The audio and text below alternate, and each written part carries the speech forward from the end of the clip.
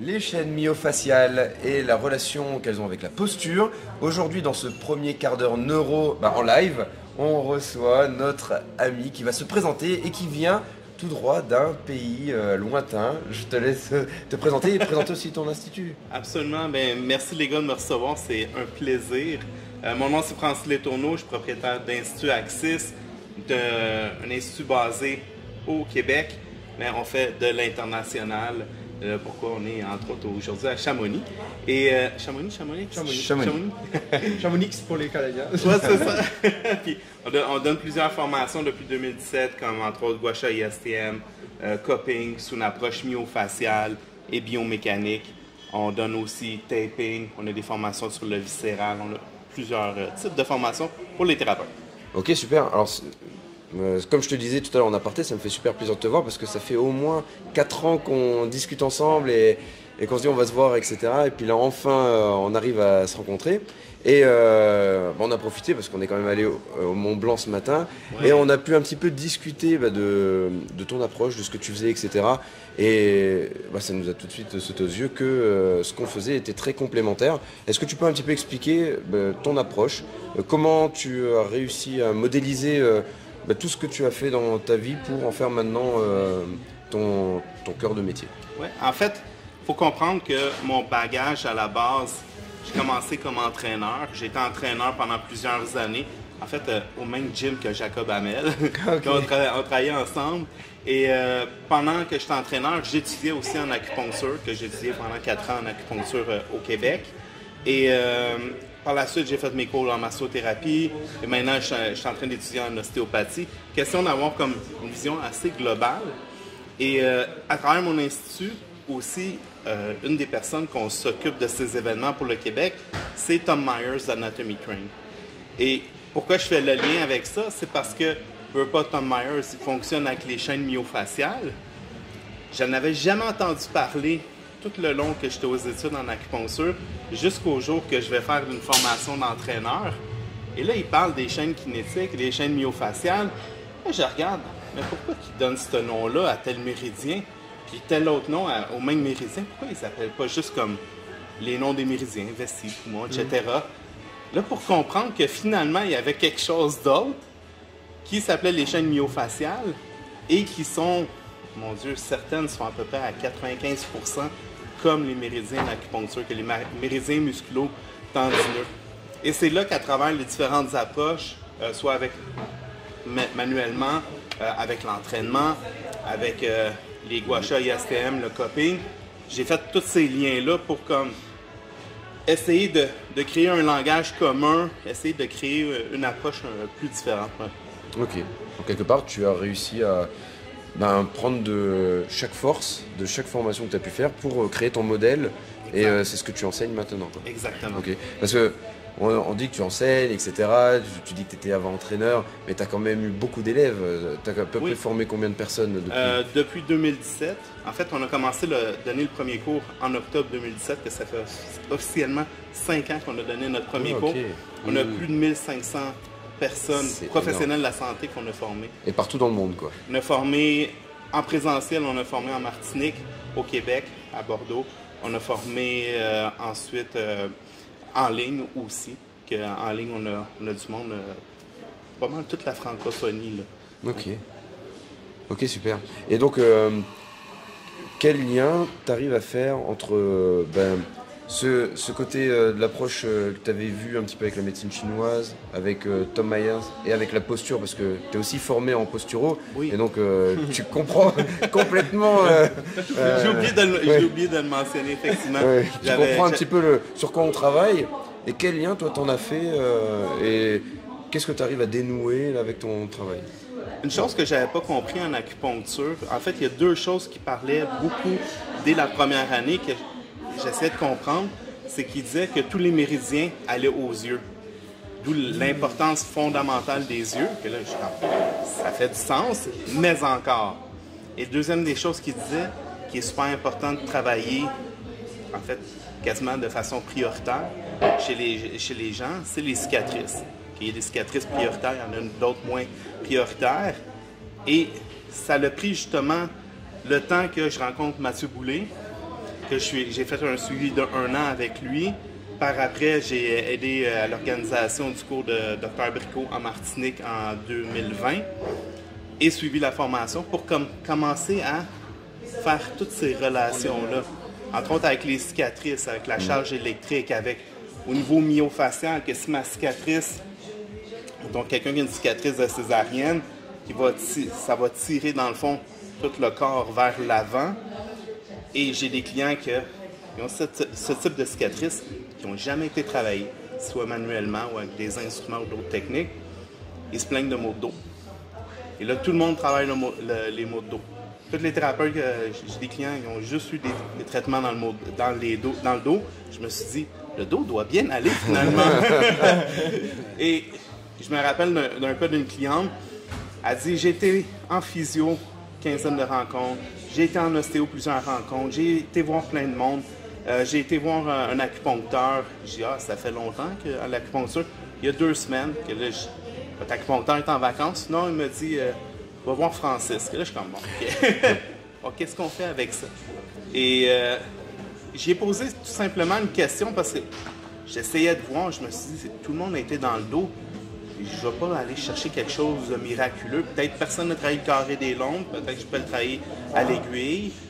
Peut-être que oui, peut-être que non. Et là, j'ai posé une question. Comment vous vous sentez dans votre corps? Et là, c'est là qu'elle m'a dit, mais c'est drôle comme question.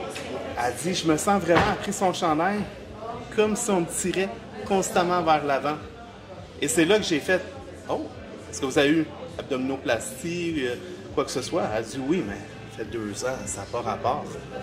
Et là, du fait, OK, elle me montre la cicatrice, c'était olympique comme cicatrice. Là, est-ce que vous l'avez travaillé? Est-ce que vous avez rencontré des professionnels qui l'ont travaillé? Non, mais ça fait longtemps, il n'y a pas de rapport. Je dis, si vous permettez, je vais travailler en avant. À la fin du traitement, j'ai travaillé un petit peu dans le dos, là, juste pour comment je pourrais dire ça? Dire que j'ai entendu qu'elle voulait que je travaille le dos, mais je travaillais en avant, puis dès qu'elle s'est relevée de la table, elle s'est relevée tout droit. Mon Dieu, je me sens donc bien bien. Il y avait comme un changement, autant dans sa posture, au niveau de la droiture, au niveau des épaules, je respire mieux. Je suis juste allé travailler en bas, là. C'est là qu'on voit l'impact des chaînes myofaciales, entre autres, via les cicatrices, par exemple. Il y a beaucoup de gens qui se concentrent principalement sur le symptôme. Je ne parle même pas forcément des praticiens, mais des gens qui souffrent de douleurs, de tensions, etc. C'est normal. Et pour autant, quand on va venir travailler sur les causes, et même si c'était il y a 4, 5, 10 ans qu'il y a eu une problématique, si elle n'a jamais été réglée, c'est ça qui va entraîner des déséquilibres. Exact. Et comme le cerveau il compense en permanence, les déséquilibres ils vont être de plus en plus grands, ils vont peut-être être différés ailleurs, diffusés dans le corps, mais en attendant, peut-être qu'on va retravailler ce qui à la base n'allait pas, ça va peut-être... par multiples compensations. C'est dans le livre en plus de Myers qui dit justement, c'est pas le criminel qui crie au secours, c'est la victime. Et c'est exactement ça en fait, les gens s'occupent uniquement du symptomatique, j'ai mal ici, tu t'occupes de là. Ouais, mais le problème vient d'ailleurs, tu vois. Exact. Ouais, c'est un très bon point. J'ai pu le placer, tu vois. Et donc, oui. Tu nous as présenté des outils, oui. Mais comment, par exemple, tu vas aller travailler la cicatrice chez la personne? En fait, c'est ça. Je vais voir, dépendamment du type de cicatrice, ça fait combien de temps qu'il est là, la profondeur de la cicatrice. On parlait tantôt de césarienne. C'est beaucoup plus long avant que ça récupère à cause du nombre de couches et de la profondeur. Et si quelqu'un a eu une simple opération, dépendamment, des fois après, on va dire, je vais mettre un chiffre, 3 mois, on peut la travailler un petit peu plus, de façon un peu plus dynamique avec des instruments. Et justement, souvent, qu'est-ce qu'on voit au niveau des restrictions tissulaires? J'aime beaucoup à commencer avec la gua sha. Quand je commence avec cet instrument-là, où vous allez, on va dire que j'ai une cicatrice ici, je vais aller scanner, que ça va me donner de l'information. Dans le fond, l'instrument, il va vibrer, on va sentir justement quand c'est lisse, quand il n'y a pas d'adhérence ou que les fibres de collagène sont bien alignées, c'est lisse. Et là, quand il y a le tissu cicatriciel, on va sentir les zones où qu'il y a plus d'adhérence et justement qu'il y a un blocage. Et là, on va le sentir par une sensation sablonneuse en dessous de la peau. J'ai une question. Là, on parle de cicatrices. Par exemple, j'ai les ligaments croisés. Est-ce que c'est aussi valable pour les tatouages? Ou c'est deux choses un petit peu différentes? Il y a des tatouages, il y a des gens qui ont eu des tatouages où c'est que le tatoueur est allé très profondément. Et même si on fait juste un scanning finalement, là, la zone, on va sentir comme s'il y avait un paquet d'adhérences. Donc tu sens plus ou moins la même chose, mais exactement. Que souvent, je commence avec la gua sha ou ISTM, que ISTM, ça veut dire Instrument Assisted Soft Tissue Mobilization, que la mobilisation des tissus mous par des instruments. Et je vais vérifier aussi avec une ventouse. Et la ventouse, je vais la choisir selon la zone du corps. Que c'est sûr, un quadriceps d'un bodybuilder, j'irai pas avec celui-là. Ça va, il n'y a pas de bodybuilder oui, ici. Je vais aller plus avec la numéro 4, par exemple. Okay. Mais la ventouse, qu'est-ce qui est intéressant, c'est que ça va me donner l'information. Que je suis la place, on va dire, sur le corps, quelqu'un qui a une restriction tissulaire, au lieu que la peau et une partie du muscle forment un dôme parfait, on va voir des dômes plus imparfaits. Des fois, on va voir que au niveau de la peau, ça va faire comme un volcan ou un bang, c'est-à-dire ça lève ses côtés, ça creuse au centre. Des fois, on va voir que c'est irrégulier, que je l'appelle la pente de ski, c'est-à-dire ça monte d'un côté puis ça coupe drastiquement. Et là, ça me donne l'information de dire c'est cet endroit-là précisément qu'il y a une restriction, parce que quand j'applique la décompression, les couches n'arrivent pas à se dégager facilement. Et quand la couche n'arrive pas à se dégager facilement, mais toute la circulation lymphatique veineuse fonctionne moins bien. La transmission de force des fascias, elle s'effectue moins bien. Et tantôt on en parlait, une des zones qui est super intéressante dans la transmission de force, fascia thoracolombaire. Exemple, via grand fessier gauche, transmission de la force en chaîne croisée, grand dorsal à droite. Et là, ça peut impacter sur le chin-up. Ça peut impacter sur la course à pied. Ne serait-ce que sur la marche, comme je disais. Juste la marche. Pour aller à la base, c'est la marche. Puis c'est pour ça que dans les approches, mettons patron moteur par exemple, c'est pour ça qu'on revisite toutes les bases. Parce que si la base est inscrite à 60%, mais tout le reste va, comme une tour de Jenga, ça va compenser. C'est un peu la même chose. Puis avec le fascia thoracolombaire, cette région-là, en fait, il y a des régions du corps qui, quand on place des ventouses, c'est les plus communes qu'on voit justement des irrégularités au niveau tissulaire. D'accord. Et donc, du coup, après, ces irrégularités, tu peux aller les travailler avec les instruments ou directement la ventouse? Exactement. Ou la ventouse, c'est juste en screening? En fait, les deux, on peut faire screening avec les deux, puis les deux, on peut faire la thérapie avec. Okay. Que dans le cas, mettons, du fascia thoracolombaire, je pourrais suivre ma chaîne croisée. Et ce que j'implique là-dedans, c'est toujours du mouvement. Je vais faire des fois des ventouses statiques, c'est-à-dire, mettons, c'est la personne, je place la ventouse et je la laisse agir comme ça. Sauf que si on pense en termes de fascia, si on pense en termes de pont au niveau l'actine myosine, on pense tout au niveau de nos ponts, nos mouvements, le glissement. Mais quand on crée une contraction, que la personne, on va dire, elle l'a sur le mollet, et je fais, dans le fond, flexion plantaire et dorsiflexion, qu'est-ce qui arrive? Même les chaînes de fascia, ils bougent. Et qu'est-ce qui arrive au niveau musculaire? Même chose, mes ponts, ils bougent. Et qu'est-ce qui arrive au niveau des restrictions? On force à les défaire plus facilement. Et là, s'il y a des zones qui sont collées, qui sont tapées, qu'est-ce qui arrive?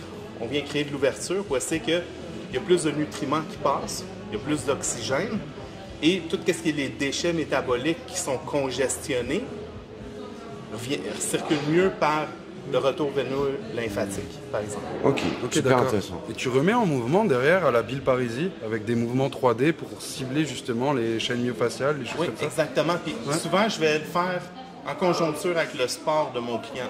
OK. J'avais un client, il revenait au Québec l'été. Il étudiait en fait aux États-Unis durant l'année scolaire à l'université. Puis c'est un joueur professionnel de tennis. Exemple, il avait mal quand il faisait son service.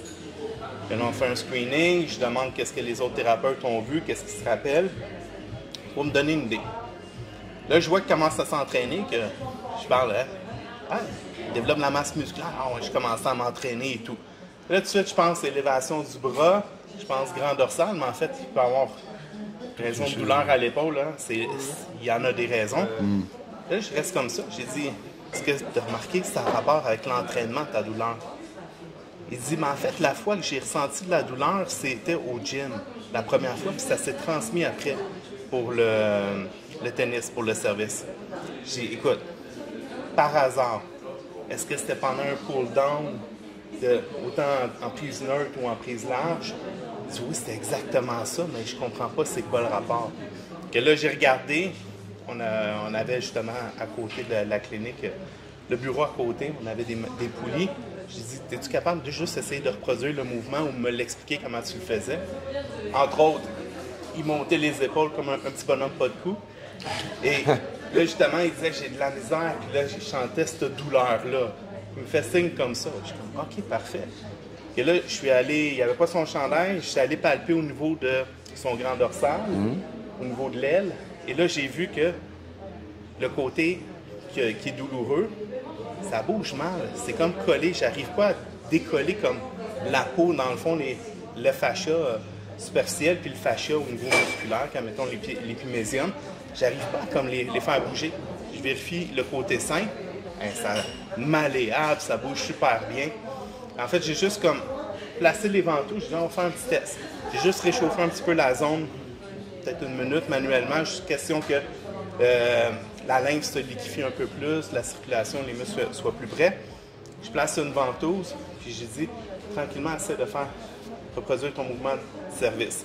Je sais que tu n'es pas capable de te rendre au complet, mais est-ce que tu peux? On va timer. On va commencer par un cycle de 30 secondes. Réflexe d'entraîneur de faire 3 séries de 30. Il fait ça. À la fin de la première série, lui-même, il regarde son bras, il est comme, OK, on va arrêter, j'enlève la ventouse, je palpe. Moi, je vois une différence, mais je ne dis pas parce que je ne veux pas créer une induction puis dire hey, regarde, Jonathan, comment ça a changé. Ah oui, tu sais. Et j'ai dit, OK, est-ce que tu remarques si c'est pareil ou ça a changé? Il me semble que ça c'est moins douloureux quand tu y touches. Je fais faire un deuxième cycle. Même pas à la fin du deuxième cycle, avant la fin, tu es déjà capable de faire son mouvement au complet. Qu'est-ce que j'ai fait? La dernière partie, j'ai tout simplement inséré une aiguille d'acupuncture et je suis allé vraiment au niveau du trigger point. J'ai relâché le muscle fasciculé. Boum, ça a été fini. Je l'ai revu, j'ai dit on se revoit la semaine prochaine juste pour un follow-up. Écoute, tout a été correct, puis c'est ça. Et sa blessure datait de combien de temps alors Oh mon Dieu, il avait été voir les thérapeutes de l'université, l'équipe sportive et tout, ça faisait plus de 3 mois qu'il y avait des traitements. Et donc, le fascia, donc, on peut réussir à le refaire bouger, à le refaire... réaligner les fibres, okay. Ouais, effectivement. Ok, donc le fascia n'est pas forcément fixe. Exact. C'est super. Oui, parce que je pense à ça, il y a, à l'Université de Californie, il y a des études qui ont été faites sous échographie. Ils voient que même quand on place la ventouse, il y a évidemment la peau qui rentre dedans, mais il y a une partie du muscle qui rentre dans la ventouse. On crée cette espèce de restriction et après, on crée du mouvement pour cisailler, dans le fond, s'il y a des adhérences du tissu cicatriciel. Puis on va travailler le réalignement des fibres, entre autres, avec la gua sha. Et du coup, ça te prend une bonne demi-heure de le faire? Des fois, ça peut être très court. C'est vrai? Oui. Comment que j'ai appris les ventouses au début au cégep? On apprenait les techniques éclairs, ce qui consistait à installer, enlever. Que l'on fait comme un effet de pompage en même temps, c'est une technique de désensibilisation. Évidemment, on a appris les techniques glissées et après, c'était des techniques fixes. Parfait. Il y a mal dans cette région-là, mais on place des ventouses dans cette région-là pendant 10 à 15-20 minutes. Je trouvais que c'était long. C'est pour ça qu'en tant qu'entraîneur, j'avais cette vision-là. J'ai commencé à faire le mouvement aux gens, que, mettre un petit peu de dynamisme là-dedans. Et je voyais qu'au lieu de mettre, exemple, 42 ventouses, là, je ne mettais jamais 42 ventouses. C'est juste parce que des fois sur Instagram, on voit du monde qui met des ventouses à pu finir. Partout, ouais. Moi, quand je vois ça, je me dis d'un, c'est zéro spécifique, c'est ultra général, c'est en plus en passif à côté. Là, souvent, les gens sont couchés sur le ventre et ils ont ça pendant 20 minutes. Est-ce que le côté droit a besoin autant du côté gauche? est-ce qu'ils ont besoin au même endroit? Ben, si tu fais un peu de palpation, si tu fais un peu d'observation de mouvement, tu te rends compte que non. Là. Et des fois, ça me prend, avec ces techniques-là, 7-8 minutes. On arrive à un résultat vraiment intéressant, plus que juste le laisser 20 minutes. Ok. Donc, en tout cas, merci. C'était vraiment riche d'informations. Ça nous donne envie d'en apprendre encore plus. Où est-ce qu'on peut te trouver là actuellement? En fait, on peut te trouver sur Instagram, Institut Axis, Facebook aussi, Institut Axis. On a beaucoup de contenu. Le contenu il est créé en fait pour les thérapeutes. Et quand on s'adresse aux gens, mettons dans les Reels ou les carousels, c'est justement des conseils pour les thérapeutes directement.